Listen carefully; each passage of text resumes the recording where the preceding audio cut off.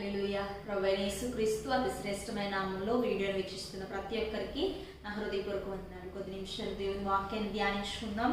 92వ కీర్తన 1వ చరణం.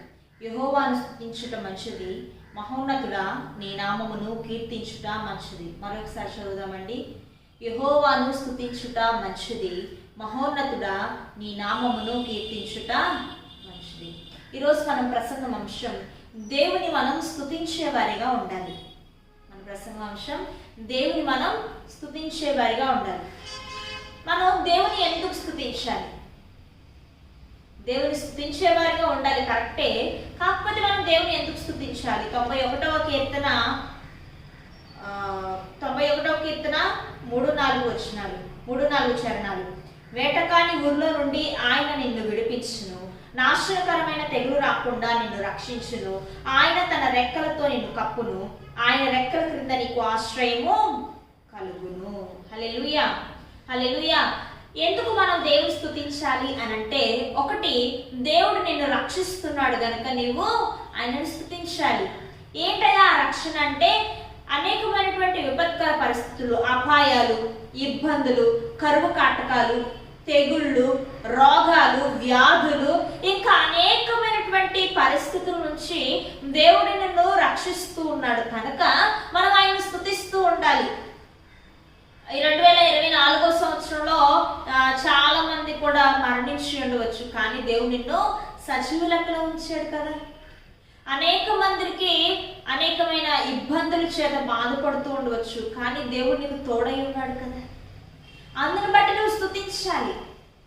మనం చాలా సార్లు అనుకుంటూ ఉంటాము, దేవుడు నా జీవితంలో నాకు ఏం చేశాడు, దేవుడు నాకు ఏమి చేయలేదు, ఇంకెందుకు నేను స్తుతించాలి అని. అసలు స్తుతి అంటే ఏంటండి అంటే, స్తుతి అంటే మరొక మాట కృతజ్ఞత. ఏంటి? కృతజ్ఞత. ఎవరైనా ఒక మనిషి మనకు చిన్న సహాయం చేయగానే వెంటనే వాళ్ళకి మనం థ్యాంక్స్ అని చెప్తాం. థ్యాంక్స్ అనే పదం తెలుగులో ఏంటి? కృతజ్ఞత. చిన్న పని మనకి చేయగానే థ్యాంక్స్ అని చెప్తామే. దేవుడు మన జీవితంలో ఎన్నో కార్యాలు చేస్తుంటాడు. మనం చాలా సార్లు అంటాము దేవుడు నాకు ఏమి చేయలేదని. ఒక్కసారి ఒక పెన్ను పేపర్ తీసుకొని దేవుడు మనకి ఏమేమి కార్యాలు చేశాడు ఒకసారి రాసుకుంటే అవి చాలా ఉంటాయి. ఆటోమేటిక్గా మనమే దేవునికి స్తుతి చెల్లించడం ప్రారంభిస్తాం. ఆనాడు ఇజ్రాయేలు జనాంగం కూడా ప్రతిసారి దేవుడు మాకేమి చేయలేదు అంటూనే ఉండేవారు. సణుగుతా ఉండేవారు, గొణుగుతా ఉండేవారు. అనేకంగా దేవుని విషయంలో దైవ సేవకుని ఇబ్బంది పడుతూ వచ్చేవారు. ఎందుకు తీసుకొచ్చాం మమ్మల్ని అరణ్యానికి, ఎందుకు తీసుకొచ్చాం మమ్మల్ని ప్రాంతానికి, మాకు సమాధులు లేవనా అని. మేము బానిసత్వంలోనే ఉండేవారు కదా, చక్కగా ఉండేవారు. కానీ నిజంగా బానిసత్వంలో ఉన్నప్పుడేమో ప్రభువా మమ్మల్ని రక్షించని ప్రార్థన చేసింది ఇజ్రాయేలీలే. సరే, దేవుడు రక్షించిన తర్వాత అరణ్యం గుండా తీసుకెళ్తున్నప్పుడు నువ్వు మమ్మల్ని ఎందుకు తీసుకొస్తున్నావు ప్రభువా, మేము శుభ్రంగా ఐగుప్తులో బానిసత్వం చేసుకుంటా బ్రతికే వాళ్ళంగా అనేది కూడా ఇజ్రాయేలీలే. మనం కూడా చాలా సార్లు ప్రభువా నాకు కష్టం ఉంది, నాకు ఈ పరిస్థితి ఉంది, ఈ పరిస్థితి నుంచి నన్ను విడిపించు ప్రభువా అని ప్రార్థన చేస్తూ ఉంటాం. ఉదాహరణకి చాలా మంది వివాహం కొరకు ప్రార్థన చేస్తారు. ప్రభువా నాకు వివాహం అయింది, నాకు వివాహం కాలేదు, వివాహం కావాలి ప్రభువా, నాకు వివాహం కావాలి నాయన అని ప్రార్థన చేస్తారు. లేదా తల్లిదండ్రులు మా బిడ్డలకు వివాహం అవ్వాలయ్యా అని ప్రార్థన చేస్తారు. సరే, దేవుడు దీనించి వారికి వివాహంలోకి అడుగు పెట్టించాడు అనుకుందాం. వారికి మంచిగా మ్యారేజ్ అయిపోయింది. మ్యారేజ్ అయిన తర్వాత ఏదైనా చిన్న కష్టం రాగానే, అత్తమామలు ఏదో అనగానే, భర్త ఏదో అనగానే, భార్య ఏదో అనగానే వెంటనే ప్రభువా నాకు పెళ్లి నువ్వు చేసావయ్యా, ప్రభువా నాకు ఎందుకు ఈ కుటుంబంలో నడిపించావయ్యా. వెంటనే మనలో వచ్చే మాట అదే. చేయలేదు అన్నంత కాలం కూడా ఎందుకు చెయ్యు ప్రభువా, నువ్వు నాకు సహాయం చేయ ప్రభువా అంటావు. దేవుడు సహాయం చేశాక ఎందుకు చేసావయ్యా అంటావు. పోనీ వివాహం అయిన తర్వాత ప్రభువా నాకు బిడ్డలు నీవయ్యా, ప్రభువా నాకు గర్భఫలాన్ని దయచే ప్రభువా అంటావు. దేవుడు గర్భఫలాన్ని ఇచ్చి శ్రేష్టమైన బిడ్డలను ఇచ్చిన తర్వాత వాళ్ళు అల్లరి చేసిన, వాళ్ళు ఏదైనా చిలిపి పనులు చేస్తున్నా మనకి వెంటనే కోపం వచ్చేస్తుంది. ప్రభువా ఎందుకు ఇచ్చావయ్యా, ఎంత అలరోడిని ఎందుకు ఇచ్చావయ్యా అని ప్రార్థన చేస్తారు చాలా మంది తల్లులు. ఈ మాట ఎందుకు చెప్తూ ఉన్నానంటే, ఇజ్రాయేలు జనాంగం దేవుడి నుంచి అనేకమైన ఆశీర్వాదాలు పొందుతూ పొందుకుంటూ వచ్చారు, బానిసత్వం నుండి విడిపింపబడుతూ వచ్చారు. కానీ చిన్న చిన్న విషయాలలో కృతజ్ఞత లేని వారిగా ఉంటూ ఉన్నారు. స్తుతిస్తే సాతాను పారిపోతాడని చెప్పి ఒక భక్తుడు రాస్తున్నాడు. స్తుతించిన సాతాను పారిపోతాడు. హల్లెలూయా. ఏం చేయాలంటే సాతాను పారిపోవాలంటే స్తుతి చెల్లించాలి. ఎరుకో కోట గోడలు ఎంతో ఎత్తుగా ఉన్నాయి, ఎంతో పటిష్టంగా ఉన్నాయి. దాన్ని పగలగొట్టడం లేదా బుల్డోజర్ ద్వారా దాన్ని కూల్చివేయడం అసాధ్యం. కానీ దేని వల్ల సాధ్యమైందంటే స్తుతి ద్వారా సాధ్యమైంది. మనం పాటలో కూడా చూడండి, యేసన్ గారు ఒక అద్భుతమైన మాట రాశారు. స్తుతి సింహాసనాసీనుడు. ఏంటంటే ఎలాంటి సింహాసనం అయింది? స్తుతి సింహాసనం. ఆ స్తుతి సింహాసనం ఎవరు కట్టాలంటే నీవు లేదా నేను. మనము స్తుతి సింహాసనం కట్టాలి. ఏంటా స్తుతి అంటే దేవుడు నీ జీవితంలో ఏ కార్యాలైతే చేశాడు, ఏ కార్యాలైతే దేవుడి నుంచి నువ్వు పొందుకుంటూ ఉన్నావో ఆ కార్యాన్ని బట్టి దేవుడిని స్తుతించాలి. ప్రభువా నా జీవితంలో ఈ కార్యం చేస్తున్నందుకు నీకు వందనాలు, ఇందులో ఏ తెగులు నీకు సమీపించకుండా నిన్ను రక్షిస్తూ ఉన్నాడే. ఎంతో మంది కరోనాలో మరణించిన వారు ఉన్నారు, కానీ నీవు సజీవ లెక్కలో ఉన్నావు కదా. ఎంతో మంది ఎన్నో వ్యాధుల చేత బాధపడుతూ ఉన్నవారు ఉన్నారు, నువ్వు సురక్షితంగానే ఉన్నావు కదా. నువ్వు స్తుతించగలుగుతున్నావా? ఒక్కసారి ఆలోచించండి. గత సంవత్సరంలో దేవుడు నీ జీవితంలో ఎన్ని కార్యాలు చేస్తుండవచ్చు. వాటిని బట్టి దేవుడిని స్తుతించావా? దేవునితో మాట్లాడుతున్నాడు. మనం ఎలాంటి క్రైస్తవ జీవితాన్ని కలిగి ఉండాలంటే చిన్న సందర్భం దొరికిన, చిన్న కార్యం మన జీవితంలో జరిగిన దేవుని స్తుతించే వారిగా ఉండాలి. రెండవదిగా ఆ సాక్ష్యాన్ని పలువురికి చెప్పేవారిగా ఉండాలి. ఎందుకు దేవుని స్తుతించాలంటే ఆయన నిన్ను రక్షిస్తున్నాడు కనుక నీవు ఆయన్ని స్తుతించాలి. రెండు, దేవుని ఎందుకు మనం స్తుతించాలి అంటే 91వ కీర్తన 10, 11, 12 చరణాల్లో భాగాన్ని మాత్రం నేను చెప్తున్నాను. నీ పాదములకు రాయి తగలకుండా వారు నిన్ను తమ చేతుల మీద ఎత్తి పట్టుకుందరు. రెండు, ఆయన నీ పట్ల జాగ్రత్త వహిస్తున్నాడు కనుక నువ్వు ఆయన స్తుతించాలి. ఏంటండి? జాగ్రత్త వహిస్తున్నాడు. నన్ను ఎవ్వరూ పట్టించుకునేవారు లేరండి. చాలా మంది బాధపడుతూ ఉంటాం ఇలాంటి సందర్భాల్లో. ఏదైనా కష్టం వచ్చింది, ఏదైనా ఇబ్బంది వచ్చింది, ఆదరించేవారు లేరు, ఓదార్చేవారు లేరు, ధైర్యం చెప్పేవారు లేరు, నన్ను పట్టించుకునేవారు నాకు ఈ జీవితంలో ఎవరు లేరు అని బాధపడుతున్న వ్యక్తివి నీవైతే దేవునితో మాట్లాడుతున్నాడు. నీ పట్ల జాగ్రత్త వహించే దేవుడు. తల్లి అయినా మరచునేమో కానీ నేను నిన్ను మరువను అని వాగ్దానం చేశాడు. ఈ మాట చదువుతూ ఉన్నప్పుడు చాలా విచిత్రంగా అనిపిస్తూ ఉంటది. తల్లి ఎక్కడైనా మర్చిపోతాదండి బిడ్డని? తల్లి మర్చిపోతుందా? ఏమాత్రం కూడా మర్చిపోదు తల్లి. మరి ఎందుకు దేవుడు ఇలాగ రాయించాడు అని ఆలోచిస్తే, మానవులుగా ఉన్న మనం ఉదయం నుంచి సాయంత్రం వరకు ఎన్నో పనులు చేస్తూ ఉంటాం, శరీరం అలసిపోతూ ఉంటుంది. అలసట చెందిన తర్వాత కొంతసేపు మనం విశ్రాంతి తీసుకుంటాం, మంచిగా నిద్రపోతాం. ఆ నిద్రపోయినప్పుడు వాళ్ళు ఏం చేస్తున్నారు, వీళ్ళు ఏం చేస్తున్నారు ఆలోచిస్తామా అండి? నిద్రలో ఉండగా లేదు, మంచిగా నిద్రపోతాం. ఆ నిద్రలో మంచి మంచి కలలుగా అంటాం. మన పరిస్థితులను బట్టి కలవగానం కానీ మన స్థితికి మించి కలవగానే వేస్తాం. ఏదో మేడలు, మిద్దులు, బంగ్లాలు, అబ్బో కార్లు, ఇలాంటి రకరకాలుగా మనం కలలుగా అంటూ ఉంటాం నిద్రలో. మరిచి మనం నిద్రపోతాం. మన చుట్టుపక్కల మన పరిసర ప్రాంతాల్లో ఏం జరుగుతుందో తెలియకుండా ఆదమరిచి నిద్రపోతాం. తల్లి అయినా అంతే కదా. అలాంటి సమయంలో బిడ్డలు గుర్తొస్తారా? లేదు. తల్లి కంపల్సరిగా నిద్రపోతాడు, తండ్రి కంపల్సరిగా నిద్రపోతాడు. తల్లి అయినా మర్చిపోతుంది తను నిద్రించే సమయంలో. కానీ నిన్ను కాపాడువాడు కునుకడు, నిద్రపోడు. ఆయన ఏమాత్రం కూడా ఏమార్చి ఉండేవాడు కాదు.